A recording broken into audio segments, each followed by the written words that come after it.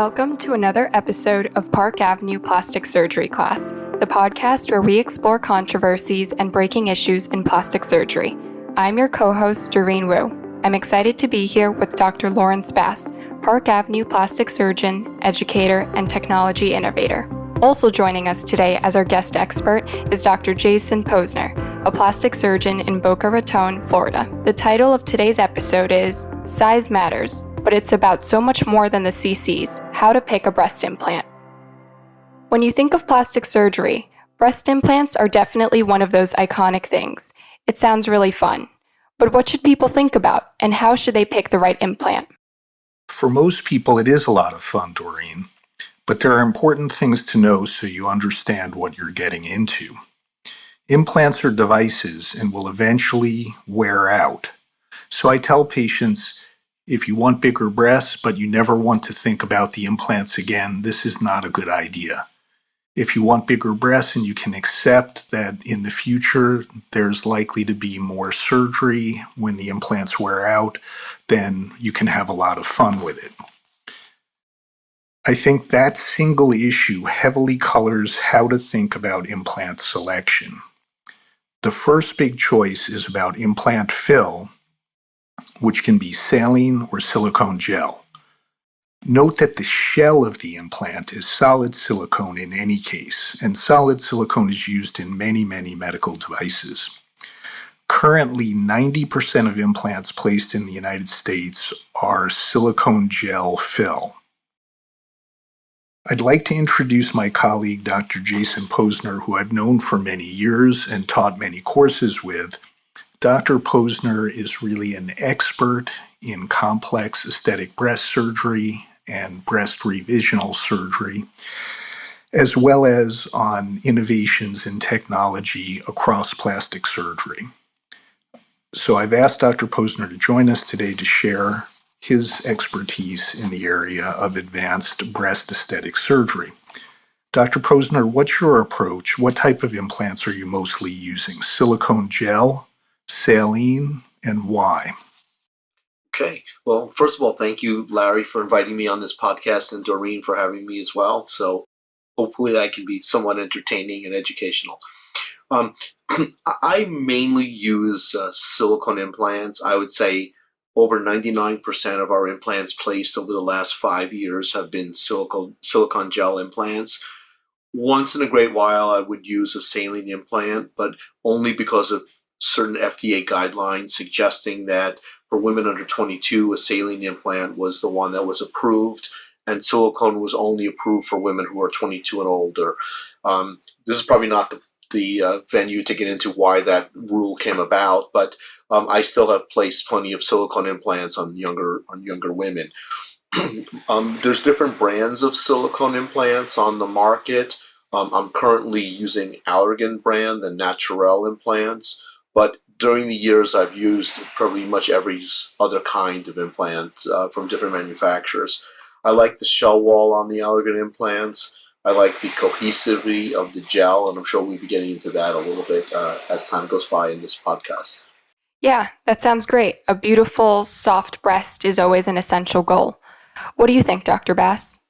So my approach is a little different, and in my practice, probably about 90% of the implants I place are saline fill. And the reason for that is there's less surveillance required, obtaining ultrasounds or MRIs to determine if the implant has remained intact is not necessary with saline implants. It's easy to know when the implant fails, usually within the space of a day. The contour will be lost, and it's obvious that the implant has deflated. It's easier to treat when it fails, to just remove the shell, because the saline doesn't have to be addressed explicitly the way silicone gel does. And you have more treatment options when it fails. You can leave the shell in place. You can take the shell out under local anesthesia, or you can replace the implant. So there's more flexibility with timing. And that's important as patients age because, when you're 70 or 80, you may not want to address the implant immediately or may not be able to, and it just gives you flexibility in how you approach things. Larry, can I interject also? Yeah. One of the other things with saline implants, and again, I rarely use them at this point, is occasionally somebody with a rupture on one side doesn't have the time to do a revision surgery. So sometimes we'll just percutaneously puncture the good side and let them both deflate and wait a while to take out their implant. So that's another option, somewhat advantage to saline implants. You certainly cannot puncture your silicone implants and drain them. Absolutely. And, I had a circumstance like that in the last year where someone had a saline that was not placed by me that failed. She was in the process of selling her business and on a lot of travel and road show to get the business on the market. We removed the failed implant under local anesthesia and removed the non-failed implant, and then she circled back in about 6 months after her business affairs were taken care of and addressed getting re-augmented. So there's a lot of flexibility with that. Another thing that I really, really love about the saline implants is the ability to tinker small asymmetry.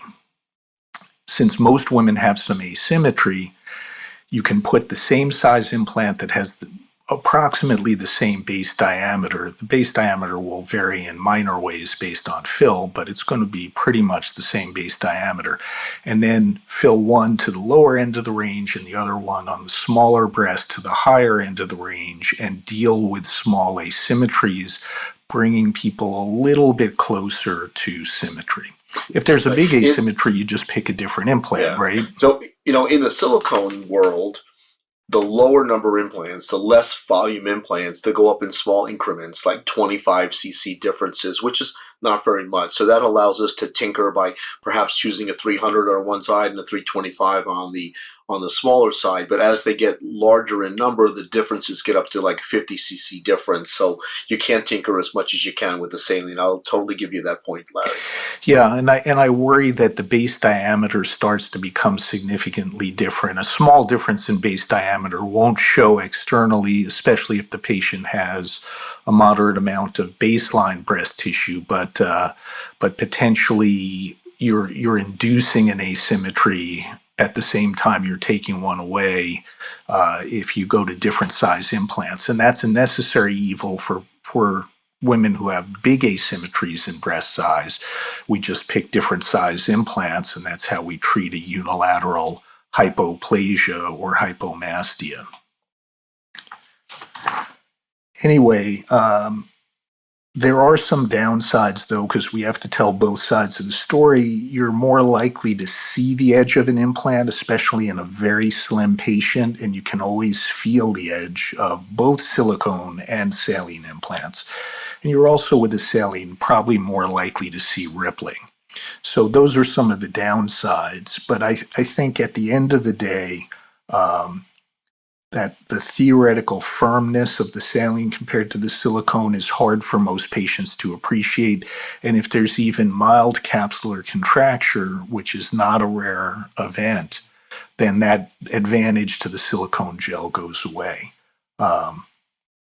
But I will bet you that if you had a patient with saline on one side and silicone on another, you can tell the difference. To me, the silicone size is a little bit more natural feeling and a little bit more like a natural breast. But I agree with you, in many patients, especially with a lot of breast tissue, you won't be able to tell the difference. But in the thin patients, those salines, my experience has been a lot of rippling in the thin patients. Yeah, that's a great point. And that's the patient that I'll recommend silicone gel, is the super slim patient, the marathoner, the patient with very little baseline breast tissue.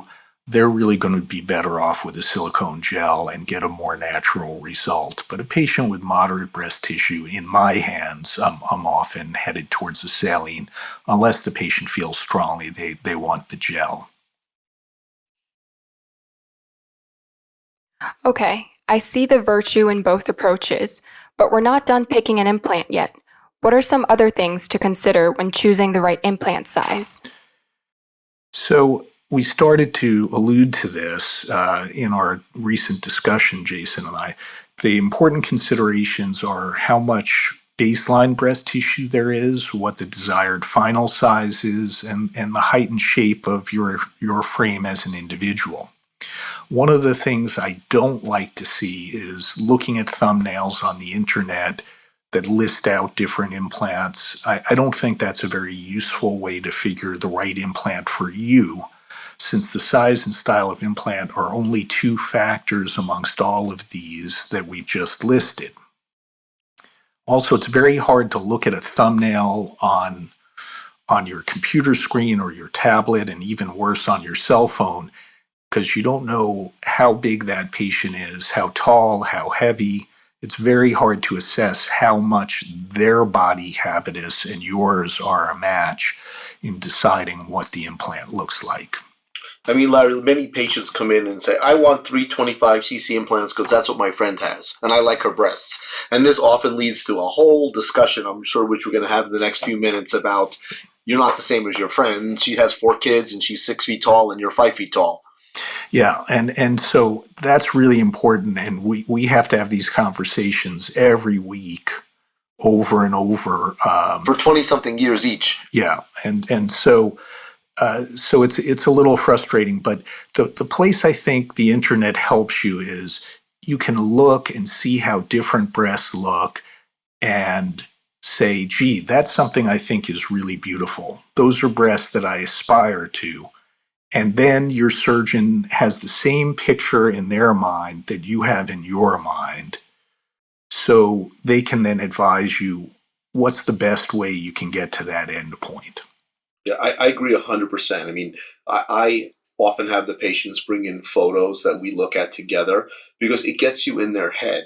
Are you looking for a mild improvement, or are you looking for a larger size? And a lot of times they'll tell you, well, I just want to be a B cup, and they show you pictures of double Ds. So I think we really need to the visual aspect really helps giving the patient what they want if it's within their limits. I think, when you walk into the operating room and the picture in your mind is the same as the picture in the patient's mind, you're most likely to get the result that the patient is going to love. And they can say it to you in words, but they may not be picturing or meaning the same thing. So what are the ways you help the patient, Dr. Pozner, pick the right implant for shape and size? Sure. Well, the first thing is we need to talk about is the shape of the patient that we're putting the implants in. And that's why we do measurements. So when a patient comes in for an in-person examination, we measure them, and we measure their width of the chest. We measure where their nipple placement is, how tight their fold is, the distance from the nipple to their fold. So various measurements that we look at that help us figure out what a potential size a patient could be. For example, if you're really narrow, there's no way you could put a really wide implant in you. It just won't fit. And we have to be able to fit it in to be able to close up and get a good long-term result. And there's also the data that suggests that overly large implants tend to fail, and not breaking the implant itself, but they help stretch the tissues out and fail the breast. So you need to pick the proper size for the patient within reason, but there is a little variation in what you can place in those patients based upon their height and width. So that's the first thing we do, is measure the patient. In our office, we have a Vectra, which is a 3D camera, and that allows us to get volumetric analysis of the patients and see their native volume. And it gives you a visual on a computer what you might look like with different size implants. So we use that method. As I mentioned earlier, we get photos from the patient, and then we have specific sizers that are given to us by the implant companies that are basically these little foam or little sort of fluid-filled devices that you put over the breast, and then we put clothes on the patient and we look at what they look like with different sizers in place. And then the last thing is we give the patient what's called a rice test. Everyone has a pre-printed information sheet where we tell them to get uncooked rice, put it in pantyhose, and try on clothes at home, and let us know the volume of that rice. And each one of these methods is not going to give us the answer, but the culmination of multiple efforts to figure out what they want helps us to get to where we want to be. It's interesting because I use very much the same approach. I mean, we have the Vectras so we can image people in 3D, and I think that's great. And you can rotate the image, and patients love to look at that.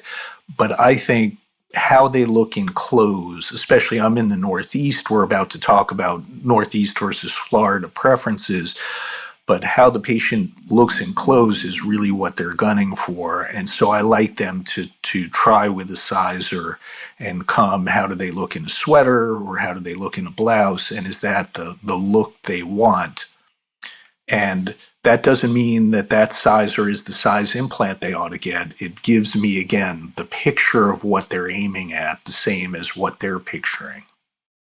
And it also depends what they're wearing, because I find when someone comes in to try on implants in a dress, it's terrible. You can't get a look at their body. And I always tell the patients, don't look at your breasts. Look at your shape. Look at your butt. Look at your hips. Look at your waist and see how you flow. These implants have to look as part of your body. You're a sculptor creating a Michelangelo. You're trying to create a sculpture. So with this, you need to look at the whole picture and not just focus on the breast. So we prefer, if you're coming into size in my office, I like yoga pants or low rider jeans. I find high-waisted jeans or high-waisted clothes obliterate sort of the waist, and you can't really see the flow. And I tell them to go home and try on this rice test with heels and flats and different clothes. So that's all part of our process. Dr. Bass, you alluded to the regional differences between the Northeast and Florida. What do you see as preferences in size and look where you are, Dr. Pozner? Well, it's pretty obvious, right? You know, we have beaches and low-cut clothes and golf clothes and all that stuff. So they're bigger in Florida, and they're bigger in Texas, and they're bigger in California.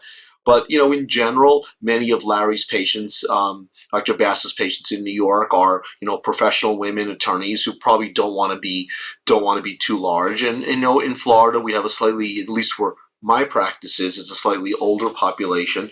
But if I will bet you, if we looked at all the breast implants Dr. Bass and I have placed, I'm probably a half a cup to a cup size larger than him across the board in average. What do you think, Larry?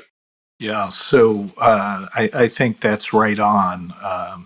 Most people, I mean, the real question first is someone looking for augmentation, or are they trying to restore after breastfeeding, childbearing, just get back to the size that they used to be? That's obviously going to be a different calculation in most people's mind. But in New York, again, because we're not a beach community 10 months out of the year, there's more focus on the look in clothes than in a bathing suit. And that's just how it is on Park Avenue in New York City. My average implant size, I mean, most of the patients want to be a big B cup or a small C cup. That's the most common in my practice in the New York area. And my most commonly used implant is a 270 cc's.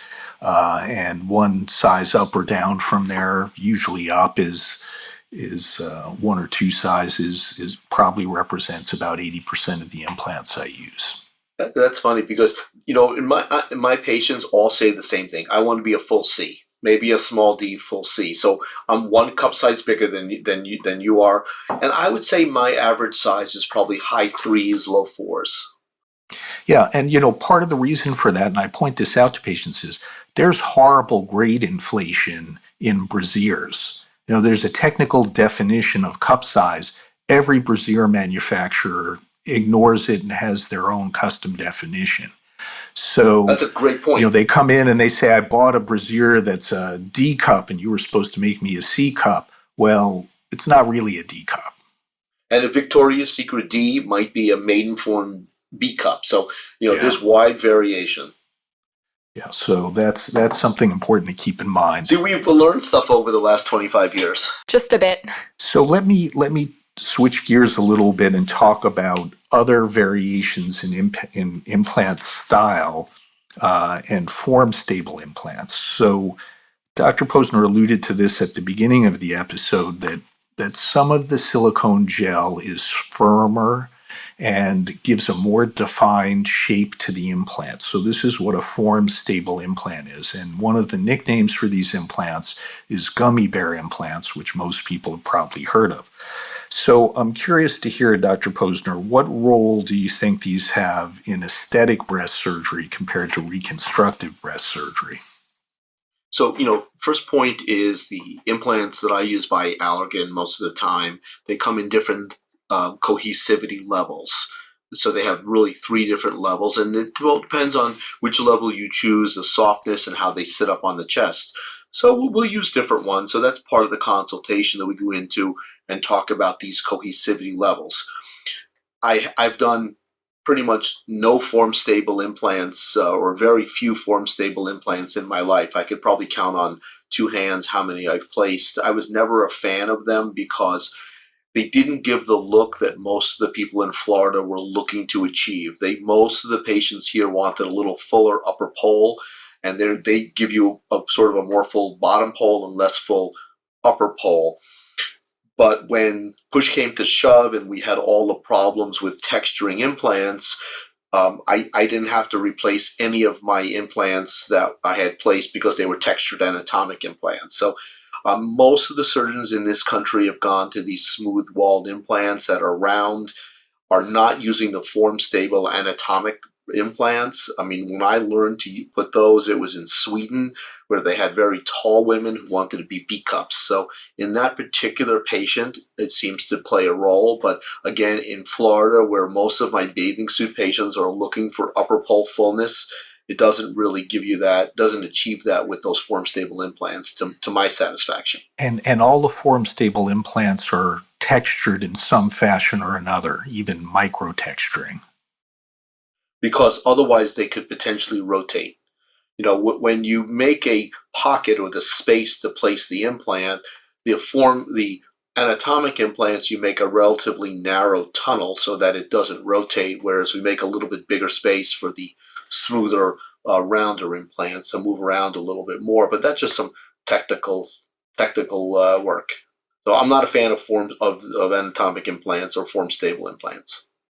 Before we close, I wanted to pick both of your brains on the latest trends in breast augmentation right now and what innovations you predict are coming in the foreseeable future. Dr. Pozner, do you want to take this first? I think that we're at a time now where there's been a lot of data that's accumulated over a number of years about the safety of these implants. I can tell you they're safe. The patients are happy with them. The generation implants we're using now is far superior to what was used 40 years ago. The patients have access to lots of educational material on the web. I think the difference is the implants are improved and the patients come in way better educated than they had in the past. Most people know what they want. They've done their homework, spoken to their friends. So my consultations now usually are pretty smooth because the patients are relatively educated. So the implants are a little bit better, but the patients are a lot better. Yeah, I think that's important. Information is power, and there's been a lot of effort to get the information to assimilate the information or produce the information through clinical study, and then to get the information to patients. We never know what's coming next in implants. It's hard to know what will be developed and what will be approved by FDA, but people have talked about putting chips in implants to help sense if the implant has failed. The improvements in high-resolution ultrasound have made it a lot easier to monitor implants without having to go to an MRI. Those are some recent developments. Another one is something called ideal implant. This is an implant that's saline, but the saline shifts through baffles in the implant so that it gives a softer feel to the implant. It's supposed to resemble more closely a silicone gel implant with, again, the safety and replaceability advantages of the saline. Do you have any experience with that, Dr. Pozner? No, I don't. I've seen them at the shows, but I've never placed one. And you have a sense how your population of patients has received this? Are they aware of it? Are they interested? There's so many patients here in Florida and across the country have silicone implants nowadays that most people coming in expect to get silicone implants. They don't want to hear about anything different. They want something that's tried and true and that their friends have. So I don't go into the alternative, although I do tell them, you can have a saline implant, but I probably haven't placed one in 3 years right now. And, I think you brought up the issue of all the data that's available. When you have a new implant, now it's been placed in many fewer people. It's been in people for many fewer years. There's much less information about the performance of a new implant compared to an implant that's, like the current generation of silicone gel that came on the market in 2003, 2004. There was 10 years of data when they came on, and now there's even more data. And that data lets you benchmark how the implant's going to behave, and really important for patients to have that predictability and that understanding. This episode has helped me understand a lot about the factors that go into implant selection and decision making. But what can you tell me to tie it all up? What are the most important things to keep in mind? So, I'll go back to what I said at the beginning of the episode. Every implant, sooner or later, is going to fail. Hopefully, you're going to be alive for decades, many decades after you place the implant. So you have to plan for future work. But there's no set period. You run the implants till they break or till you need to make a major aesthetic change because of aging changes. So you don't change them at a set time. No one ever has baseline symmetry, but you can get approximate symmetry. We're trying to create volume symmetry, but the skin envelope is still not being changed with breast augmentation. And so I generally tell patients not to chase small issues. Perfect is the enemy of good. And because we know future surgery is coming, that's the time to chase a small issue at the same time that you do a big revision after childbearing or after aging, when you need a different size or style implant, or you need a breast lift along with the implant. So, Dr. Pozner, what are the big takeaways from your point of view? I think you covered it pretty extensively, Larry, that, there's no set time to take out these implants. They last, and you just you evaluate them at a longer period of time, like over 10 years. You see what's happening with the patients, and you really keep the patients coming in every year for exams and just make sure that they're doing okay. But it's a very safe operation. Patients are very happy with the results for the most part. And I think that we've covered this pretty well. And the key is really that you need to go to someone who does this on a routine basis. If I was seeking breast augmentation, I wouldn't go to a hand surgeon. I would go to a surgeon that does a lot of breast augmentation, because there's a lot of little nuances in this. I'm at the point, as is Dr. Bass, in our careers, where when we're doing a surgery, we're looking at a 1 millimeter, do I go an extra millimeter dissection in this or this, versus when the people who don't have a lot of experience with it just pop an implant in and call it a day. There's a lot of little nuances that come from experience. Well, thank you, Dr. Pozner. I couldn't agree more. I think my patients have a ton of fun with breast implants. I've gotten roses and champagne, and it is a very safe operation that people really enjoy the benefits of. But I appreciate your joining us for this episode of Park Avenue Plastic Surgery Class, because it's really useful to hear a very experienced expert's point of view and advice on aesthetic breast surgery. I'll also add my thanks to Dr. Pozner for being with us. I certainly understand a lot more about the important considerations and decisions to be made when choosing a breast implant. If you think of other exciting trends or developments in plastic surgery that you would like us to discuss in a future episode, please reach out via email or Instagram. We'll see you next time. This is Doreen Wu, thanking you for joining Dr. Bass, Dr. Pozner, and me for this discussion of breast implants and how to select them. Be sure to join us next time to hear about another aspect of this fascinating field. As always, don't forget to subscribe to our podcast so you don't miss any of the exciting content that is coming soon. Thank you for joining us in this episode of the Park Avenue Plastic Surgery Class podcast with Dr. Lawrence Bass, Park Avenue plastic surgeon, educator, and technology innovator. The commentary in this podcast represents opinion. This podcast does not present medical advice but rather general information about plastic surgery that does not necessarily relate to the specific conditions of any individual patient. No doctor-patient relationship is established by listening to or participating in this podcast. Consult your physician to advise you about your individual healthcare. If you enjoyed this episode, please share it with your friends and be sure to subscribe to our podcast on Apple Podcasts, Google, Spotify, Stitcher, or wherever you listen to podcasts.